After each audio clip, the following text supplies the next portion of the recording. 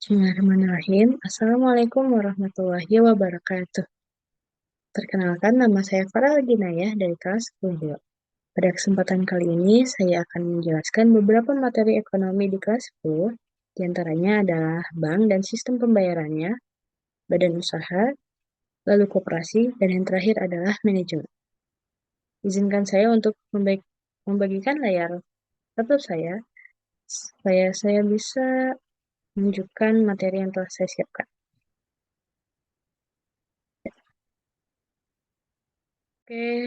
Oke. Dimulai dari bank dan sistem pembayaran. Pengertian bank sendiri adalah lembaga keuangan yang menyediakan berbagai layanan keuangan kepada individu, perusahaan, dan lembaga lainnya. Bank juga berperan dalam menjaga stabilitas keuangan, memfasilitasi transaksi, dan memberikan jasa keuangan lainnya. Sejarah bank dimulai dari tempat pertukaran uang menggunakan meja. Awalnya, bank itu berasal dari kata banco dari bahasa Italia yang berarti bangku. Bangku di sini merujuk pada bangku atau meja yang dipakai oleh nasabah untuk bertransaksi. Lalu fungsi bank diperankan oleh para pandai emas atau goldsmith yang mengedarkan jasa menyimpan uang emas dan perak untuk menghindari pencurian di masa itu. Orang yang telah menitipkan diberi uang giral atau goldsmith notes. Dengan goldsmith notes bisa mudah melakukan transaksi jual beli emas. Fungsi bank diatur dalam Pasal 3 Undang-Undang Nomor 7 Tahun 1992, lalu diubah menjadi Undang-Undang Nomor 10 Tahun 1998. Fungsi bank terdiri dari 5. Yang pertama adalah menghimpun dana dari masyarakat, 2. Penyalur dana ke masyarakat, 3. Pelayan masyarakat, 4. Lembaga perantara keuangan, yaitu menjembatani kebutuhan dua nasabah yang berbeda, dan yang terakhir adalah agen pembangunan, yaitu menyelesaikan berbagai masalah ekonomi. Jenis bank terdiri dari 8. Yang pertama, bank komersial, bank investasi, bank pembangunan, bank sentral seperti Bank Indonesia, bank syariah, bank perkreditan rakyat, bank jaringan dan unit, dan yang terakhir bank online dan digital. Lalu pengertian untuk sistem pembayaran. Sistem pembayaran merujuk pada infrastruktur dan proses yang digunakan untuk melakukan transaksi keuangan antara dua pihak. Sistem pembayaran melibatkan beberapa komponen, yaitu termasuk bank, lembaga keuangan, jaringan kartu pembayaran, sistem clearing, dan lembaga penyedia layanan pembayaran. Tujuan dari sistem pembayaran adalah memfasilitasi aliran dana yang aman, cepat, efisien, dan dapat diandalkan antara pihak-pihak yang terlibat dalam transaksi keuangan.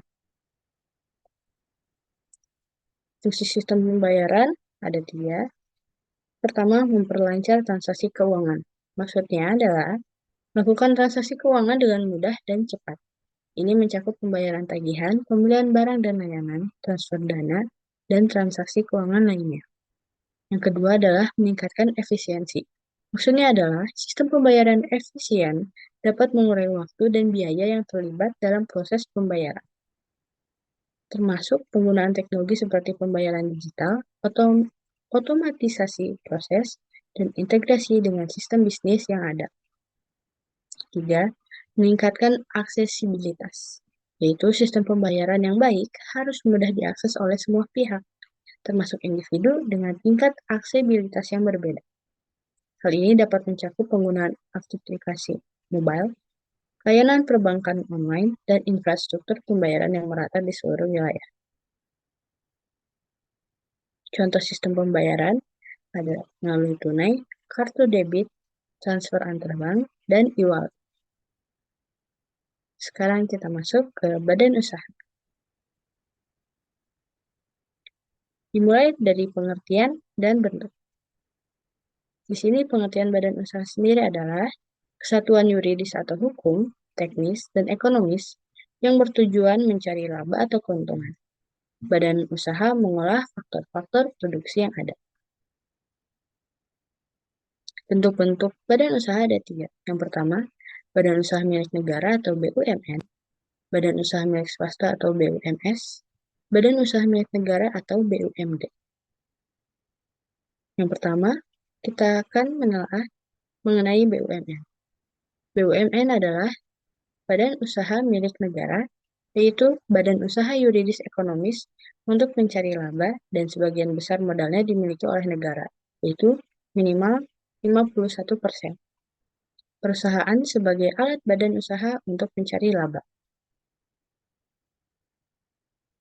Tujuan BUMN ada tiga. Yang pertama, sebagai sumber pendapatan negara. Sumber pendapatan negara terdiri dari pajak perusahaan dan laba perusahaan.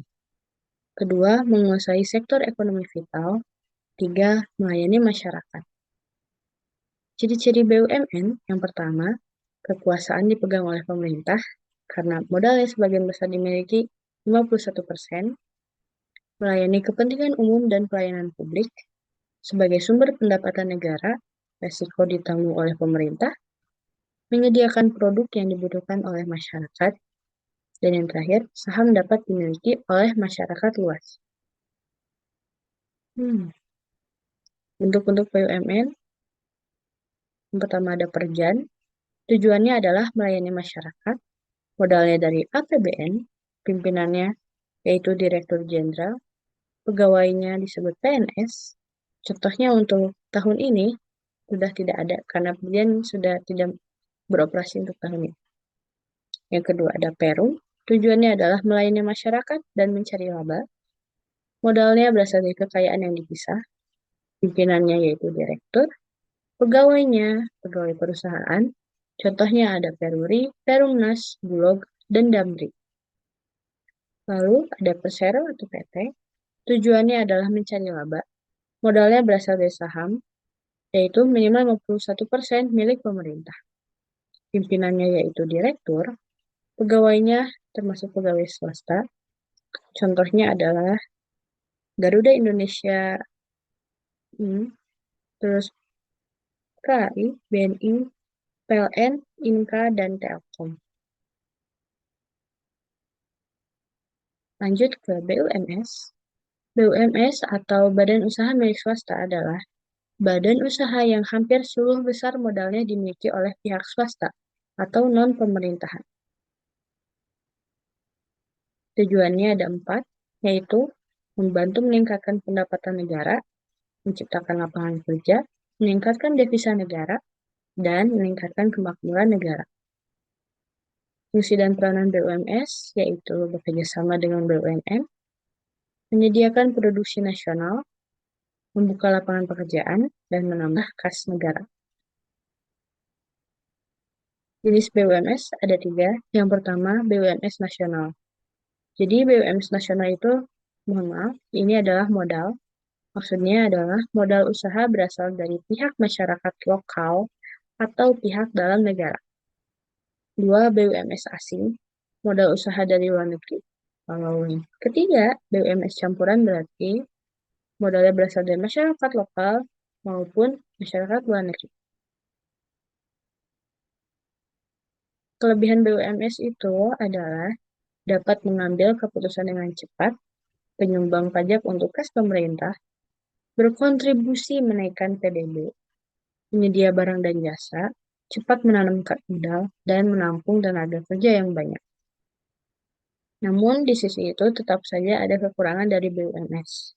Beberapa di antaranya adalah terlalu berorientasi pada keuntungan, sulit mendapat pinjaman, dapat memicu persaingan tidak sehat, mengalirkan devisa ke luar negeri, adanya potensi perbedaan pendapat antara manajemen dengan serikat buruh.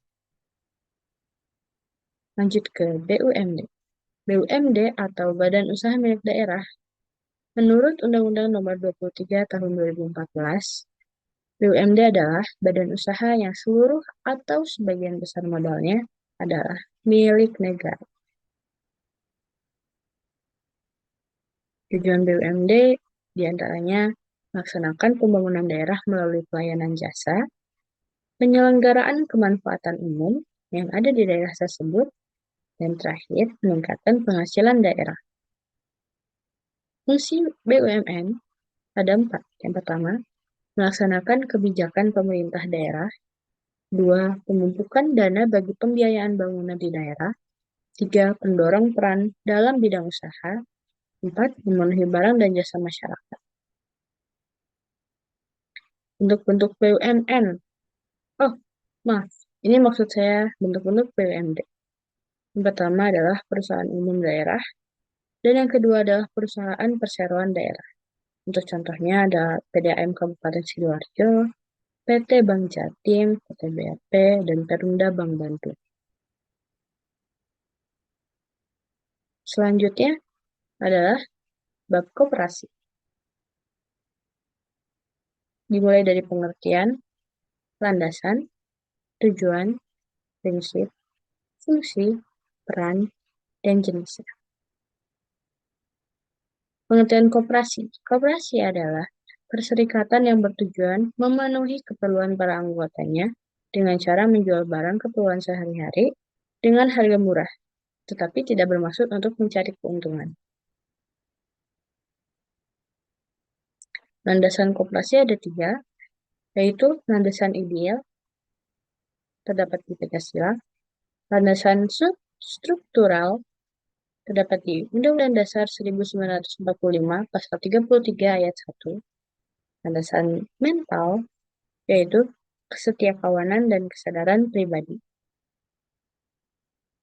Tujuan koperasi termuat dalam Undang-Undang tentang Perkoperasian Pasal 3, yaitu untuk menyejahterakan anggota pada khususnya dan masyarakat pada umumnya, serta ikut membangun tatanan perekonomian nasional dalam rangka mewujudkan masyarakat yang maju, adil, dan makmur berdasarkan Pancasila dan Undang-Undang Dasar 1945. Koperasi juga diharapkan mampu memberikan kontribusi untuk meningkatkan taraf hidup masyarakat. Tetapi di sini, prioritasnya adalah menyejahterakan anggota. Lalu setelah itu, menyejahterakan masyarakat. Oh, maaf.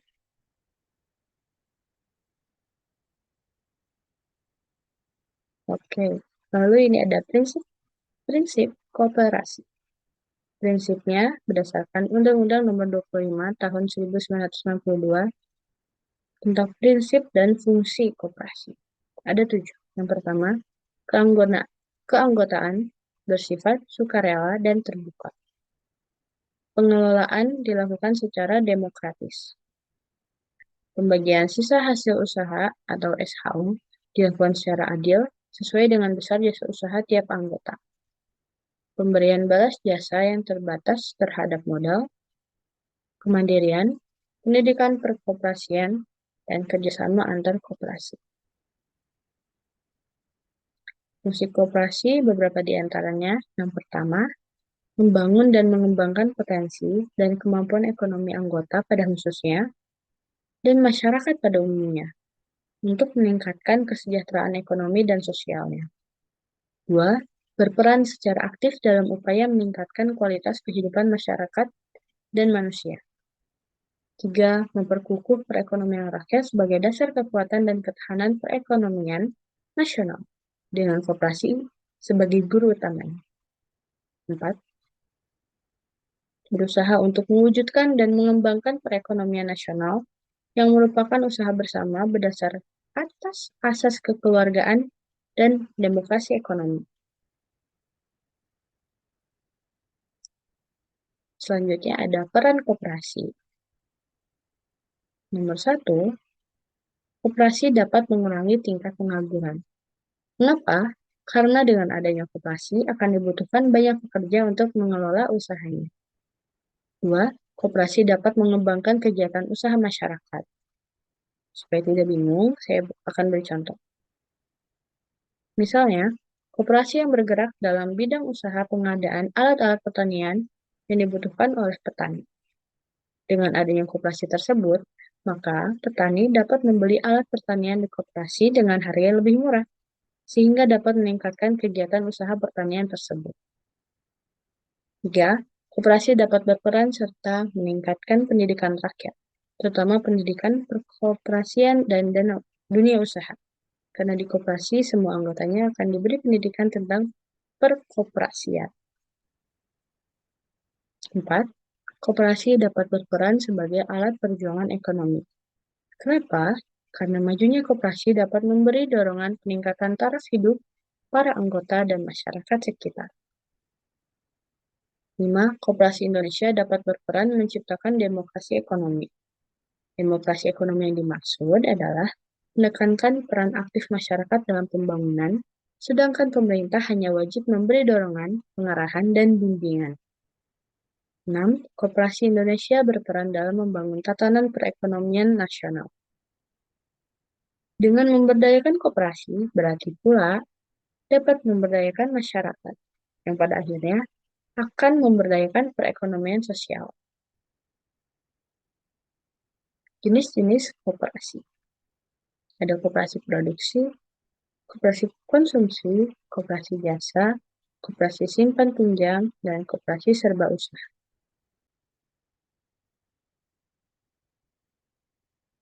Lanjut ke jenis-jenis koperasi, yaitu ada 5 jenis koperasi. Yang pertama adalah koperasi produksi. Koperasi produksi ini adalah koperasi yang bergerak di bidang produksi barang-barang. Mereka menyediakan bahan baku produksi sekaligus menjualnya dengan harga yang sesuai. Jadi, anggota koperasi ini bisa berperan sebagai pemilik dan pekerja. 2. Koperasi konsumsi. Jelas-jelas koperasi ini bergerak dalam penyediaan kebutuhan pokok bagi para anggotanya. Biasanya yang dijual di koperasi ini adalah kebutuhan sehari-hari, seperti sembako, dengan harga yang relatif lebih murah. Dengan begitu, anggota koperasi berperan sebagai pemilik dan pembeli bagi koperasinya. 3. Koperasi jasa. Koperasi jasa yang bergerak di bidang penyediaan jasa. Bisa diberikan baik untuk anggotanya maupun masyarakat umum. Sebenarnya sistemnya hampir mirip dengan koperasi produksi dan koperasi konsumsi.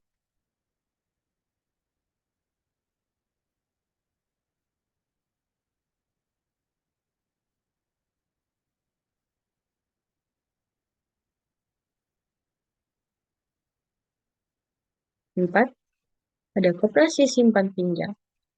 Koperasi ini biasa juga disebut dengan koperasi kredit. Koperasi ini menyediakan pinjaman dan penyimpanan uang bagi anggota. Anggota koperasi ini bisa meminjam uang saat membutuhkannya, tetapi dengan syarat dan bunga yang rendah. Tapi uang yang dipinjamkan dari koperasi ini hanya untuk jangka pendek saja. 5. Koperasi serba usaha. Maksudnya adalah menyediakan berbagai layanan sekaligus. Bisa memproduksi dan menjualnya, menyediakan jasa, serta pelayanan simpan pinjam. Di sini ada struktur organisasi koperasi. Yang pertama ini sangat untuk rapat anggota, kedudukannya sangat tinggi karena akan diadakan rapat anggota tiap tahun yang disebut RAT. Kalau ada pengurus, bersama pengawas, tetapi pengawas harus lapor ke pengurus juga, ke pengurus ke pengelola akan membaginya ke unit-unit usaha, lalu ke anggota. Lanjut, ini adalah permodalan koperasi. Yang pertama, modal yang berasal dari modal sendiri. Modal sendiri terdiri dari 4 macam modal atau simpanan. Yang pertama adalah simpanan pokok. Simpanan ini diperoleh dari uang yang wajib dibayarkan oleh anggota kepada koperasi saat pertama kali masuk menjadi anggotanya, dan tidak bisa diambil lagi selama ia masih menjadi anggota. 2. Simpanan wajib. Diperoleh dari anggota juga, namun jumlah simpanannya tidak harus sama dan wajib dibayarkan dalam waktu tertentu. Tidak dapat diambil juga selama masih menjadi anggotanya. 3. Dana cadangan. Diperoleh dari penyisihan sisa hasil usaha atau SHU. Fungsinya untuk modal dan menutup kerugian koperasi apabila terjadi modal diperlukan. 4. Yaitu dari hibah atau sumbangan dari pihak lain secara sukarela dan tidak mengikat. Tidak mengikat baik berupa uang maupun barang bebas. Yang kedua, modal berasal dari modal pinjaman. Yang pertama ada anggota. Anggota yang meminjam dengan persyaratan tertentu. Dua, koperasi lain dan anggotanya. Antar koperasi atau anggota koperasi lain juga bisa saling melakukan pinjaman, namun dengan persyaratan dan perjanjian yang harus dilakukan antar koperasi.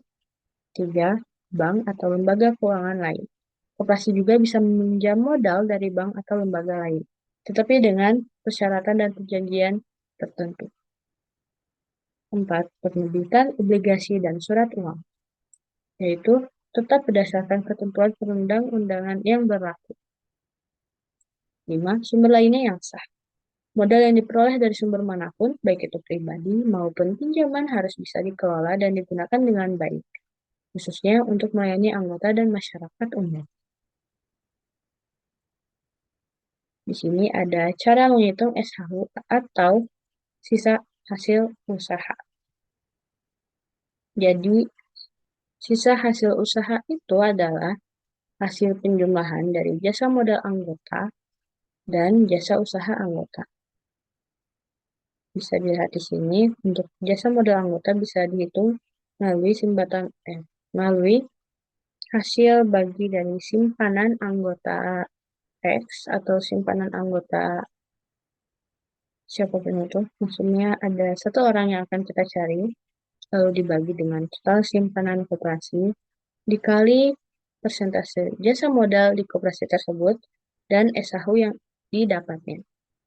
Untuk SHU, jasa usaha anggota, ini adalah hasil bagi dari transaksi anggota tersebut, dibagi total transaksi koperasi tersebut, dikali presentasi jasa anggota koperasi, dan dikali SHU yang didapat oleh koperasi.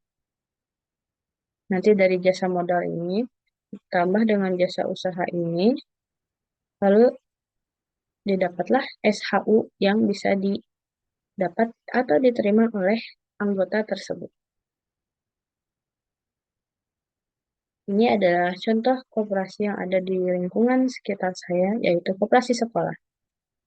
Koperasi sekolah ini termasuk ke dalam koperasi khusus, yaitu koperasi tidak berbadan hukum, tetapi dapat melakukan kegiatan ekonomi. Koperasi sekolah merupakan suatu perserikatan yang ada di sekolah dengan menjual kebutuhan atau keperluan belajar mengajar siswa-siswa yang ada dengan harga relatif murah dan dikelola oleh semua warga sekolah tersebut. Di sini ada tujuan koperasi sekolah. Yang pertama adalah menunjang pendidikan yang dilakukan di dalam kelas dengan berbagai tindakan praktik yang berhubungan dengan kegiatan koperasi. Dua, menanamkan rasa harga diri, menanamkan kesamaan derajat, dan menumbuhkan ajaran demokrasi, serta membangkitkan sikap berani mengemukakan pendapat terhadap peserta didik yang menjadi anggotanya. Tiga, mengenalkan kepada peserta didik mengenai koperasi dalam praktik, sekaligus mengenyam hasil usaha koperasi untuk dirinya sendiri. 4. Memberi kesempatan peserta didik untuk merasakan kegiatan usaha koperasi seperti bidang pembukuan, kasir, administrasi, dan bidang lain. Fungsi koperasi yang pertama adalah fungsi ekonomi, yaitu bagaimana memenuhi kebutuhan dengan berprinsip ekonomi. Yang kedua adalah fungsi sosial. Di sini akan terjadi proses tolong-menolong dan gotong royong antar sesama anggota koperasi, sehingga terjadi fungsi sosial. Fungsi ekonomi dan fungsi sosial ini merupakan fungsi utama dari koperasi sekolah. Fungsi lainnya yaitu sebagai wahana pembentuk kader-kader koperasi di masyarakat melalui sekolah. Selanjutnya, peserta didik menjadi terbentuk pola sikap dan karakter untuk selalu menggunakan koperasi dalam kehidupan ekonomi dan sosial yang akan dihadapinya. Terakhir adalah peserta didik mampu mengelola koperasi di lingkungan masyarakat ke depannya. Jenis-jenis koperasi sekolah. Yang pertama, unit usaha pertokoan, yaitu melayani kebutuhan pokok para siswa, seperti alat tulis, seragam sekolah, buku pelajaran, dan lain-lain. Yang kedua adalah unit usaha kantin sekolah. Pastinya, di sini menyediakan kebutuhan makanan dan minuman bagi para siswa dengan harga yang murah. Kebersihan dan kesehatan lebih terjaga, serta siswa tidak perlu keluar lingkungan sekolah. 3. Unit usaha simpan pinjam. Di sini akan mendidik siswa untuk hemat dan gemar menabung, tetapi bisa juga untuk memberikan pinjaman pada siswa yang membutuhkan. Terakhir, unit usaha jasa lainnya. Maksudnya adalah memberikan layanan jasa pada para siswa. Layanan jasa tersebut dapat berupa usaha fotokopi, penjelidan, pengetikan, serta yang lainnya. Selanjutnya adalah bab manajemen. Pengertiannya adalah suatu seni atau ilmu perencanaan, pengorganisasian, penyusunan, pengarahan, dan pengawasan daripada sumber daya manusia untuk mencapai tujuan yang telah ditetapkan sebelumnya. Fungsinya ada 4, yaitu planning, organizing, actuating atau directing, dan yang terakhir adalah controlling. Yang pertama planning, planning yang pastinya perencanaan, pasti proses yang menyangkut upaya yang dilakukan untuk mengantisipasi kecenderungan di masa yang akan datang, dan penentuan strategi dan taktik yang tepat untuk mewujudkan target dan tujuan organisasi. Di sini dilakukan perencanaan yang matang ya, supaya tujuannya tercapai. Dua adalah organizing atau pengorganisasian. Jadi di sini menyangkut bagaimana strategi dan taktik yang telah dirumuskan dalam perencanaan tadi dan didesain dalam sebuah struktur organisasi yang tepat dan tangguh, supaya dapat memastikan bahwa semua pihak dalam organisasi dapat bekerja secara efektif dan efisien guna mencapai tujuan yang akan dicapai tersebut. Tiga adalah pengarahan dan implementasi yang disebut actuating atau directing. Proses ini dilakukan agar dapat dijalankan oleh seluruh pihak dalam organisasi, serta proses memotivasi agar semua pihak tersebut dapat menjalankan tanggung jawabnya dengan penuh kesadaran dan produktivitas yang tinggi. Yang terakhir adalah penguasaan atau controlling, yaitu proses yang dilakukan untuk memastikan seluruh rangkaian kegiatan yang telah dijalankan berjalan dengan lancar, berjalan sesuai timing dan sesuai rencana yang dilakukannya, supaya tadi tercapainya tujuan organisasi. Unsur-unsur manajemen ada manusia, maksudnya manusia, yaitu ada money atau uang, dan pastinya material atau bahan baku. Untuk manusia, pandangan yang menyamakan manusia dengan faktor-faktor produksi lainnya dianggap tidak tepat dilihat dari arti konsepsi, filsafat, maupun moral. Manusia merupakan unsur manajemen yang penting dalam mencapai tujuan perusahaan. Karena tanpa manusia, semua rencana, semua planning yang dilakukan tadi belum tentu bisa akan tercapai tujuan. Lalu ini ada money atau uang, merupakan alat tukar dan alat pengukur nilai. Hal ini berhubungan dengan berupa uang yang harus disediakan untuk membiayai gaji tenaga kerja, alat-alat yang dibutuhkan, dan yang harus dibeli serta berapa hasil yang akan dicapai oleh organisasi tersebut. Tiga adalah bahan baku. Bahan baku ini pastinya akan diproses sedemikian rupa sehingga dapat dicapai hasilnya secara efisien. Lalu ada information atau informasi. Informasi ini sangat dibutuhkan agar hasil dari suatu hal yang dikerjakan dapat lebih sempurna. Yang terakhir ada machine atau mesin. Mesin pastinya akan membantu semua pekerjaan manusia dengan lebih mudah dan lebih efisien tentunya. Lalu ada metode. Metode. Metode ini dibutuhkan sekali agar mekanisme kerja berjalan efektif dan efisien. Lalu ada market atau pasar. Pastinya memasarkan produk harus tahu dan gimana kita harus lakukannya gitu ya. Jadi agar pasar dapat dikuasai, maka kualitas dan harga barang harus sesuai dengan selera konsumen dan daya beli atau kemampuan konsumen. Jadi di sini di unsur market kita harus mengetahui tujuan kita dan bagaimana cara kita menggapai tujuan tersebut, bagaimana taktiknya dan apa yang harus dilakukan untuk memenuhi target atau market yang ada di lingkungan tersebut. Oke, di sini ada tingkatan manajemen, ada yang kalau dari tingkatan rendah ke yang tinggi, dimulai dari non-managerial employees. Lalu ada first line management, yaitu foreman, supervisors, dan office managers. Kedua, middle management, ada plant manager, division managers, department managers. Dan di top management ada president, CEO, executive vice president. Oh ya, tambahan untuk mandor dan supervisor ada di first line management. Thank you. Terima kasih sudah menyempatkan untuk menyimak video yang saya berikan. Assalamualaikum warahmatullahi wabarakatuh.